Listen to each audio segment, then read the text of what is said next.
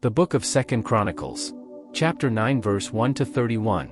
And when the queen of Sheba heard of the fame of Solomon, she came to prove Solomon with hard questions at Jerusalem, with a very great company, and camels that bear spices, and gold in abundance, and precious stones. And when she was come to Solomon, she communed with him of all that was in her heart.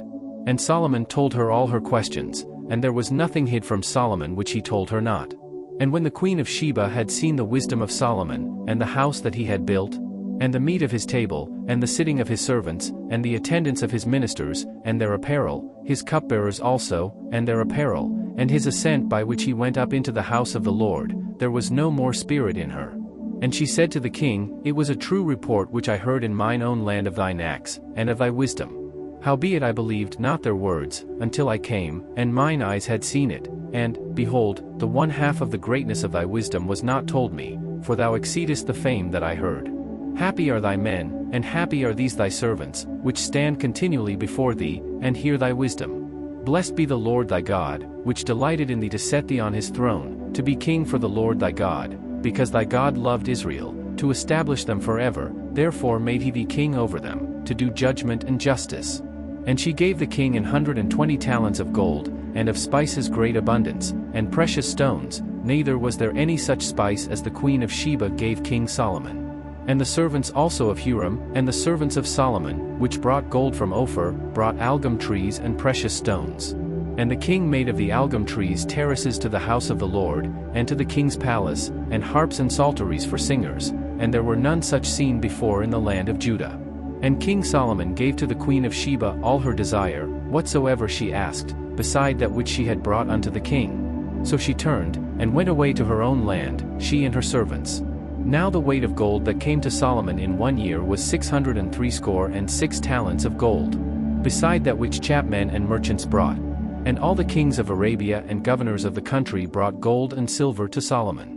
And King Solomon made 200 targets of beaten gold, 600 shekels of beaten gold went to one target. And 300 shields made he of beaten gold, 300 shekels of gold went to one shield. And the king put them in the house of the forest of Lebanon. Moreover the king made a great throne of ivory, and overlaid it with pure gold. And there were 6 steps to the throne, with a footstool of gold, which were fastened to the throne, and stays on each side of the sitting place, and 2 lions standing by the stays. And 12 lions stood there on the one side and on the other upon the 6 steps. There was not the like made in any kingdom.